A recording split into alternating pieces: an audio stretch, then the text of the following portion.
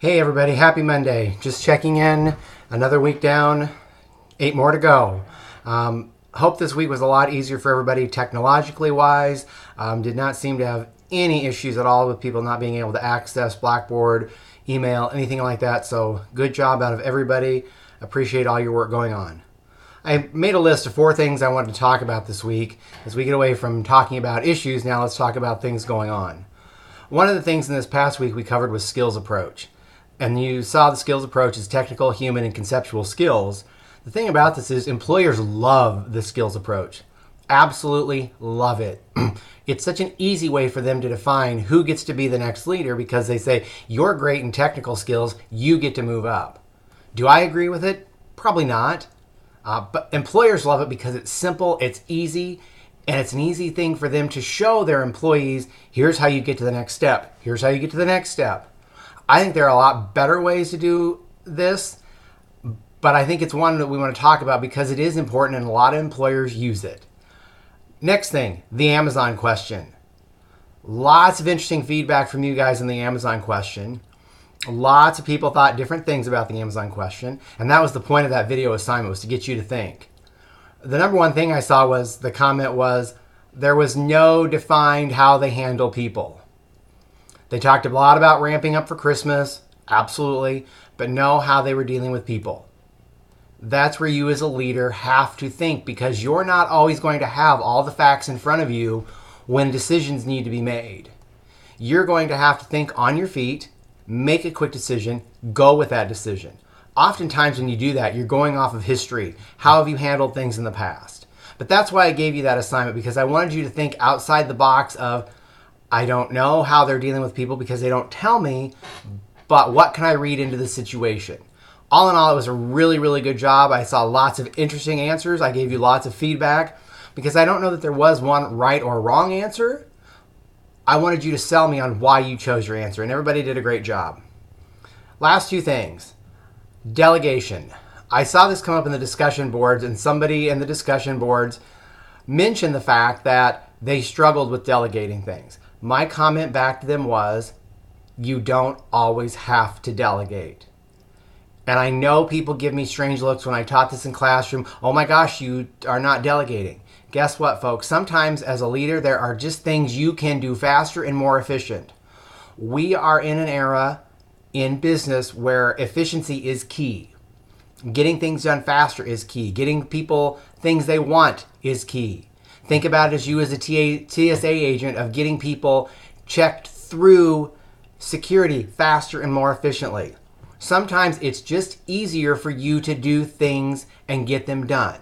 As much as you want to delegate, as much as you hope to delegate, sometimes you just need to do it. That doesn't mean you cannot start delegating things to your subordinates. Absolutely. You've got to teach them to be independent, work independently, and learn how to do things.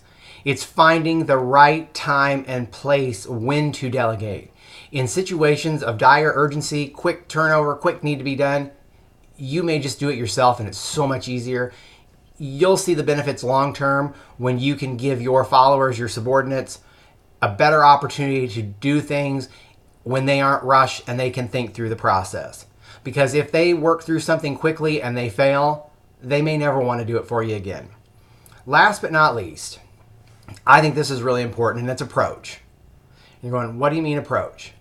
As a leader, we have ways we approach situations. We have ways where we talk in different situations. I'll give you an example. Late May, my daughter went to Chicago to play in a youth soccer tournament. We've been to many youth soccer tournaments, stayed in many hotels for these. And there's typically always rules with the hotels, with kids running around the hallway, quiet time, all that kind of stuff. I get it. I've been there. I get it from the hotel standpoint. Not everybody in that hotel is there for a youth soccer tournament. They may be there on business. They may be there meeting their family. They're not there to play soccer. I understand. So we go to check into this hotel, and rather than saying, hey, welcome, we appreciate you here, we know you're in town for the soccer tournament, here are some things that we have put in place at the hotel for you to make your stay better. The approach I got from the person was, please read this and sign it. These are our rules. Okay. not the right approach. Think about how you approach situations. Would you have felt more comfortable with that person at the hotel saying, hey, welcome to Chicago, welcome to our hotel. We see you're here for the soccer tournament, great. We've placed these rules on everybody so you feel more comfortable, you know there's going to be quiet time? Or would you like the approach of, please sign this and go on with it?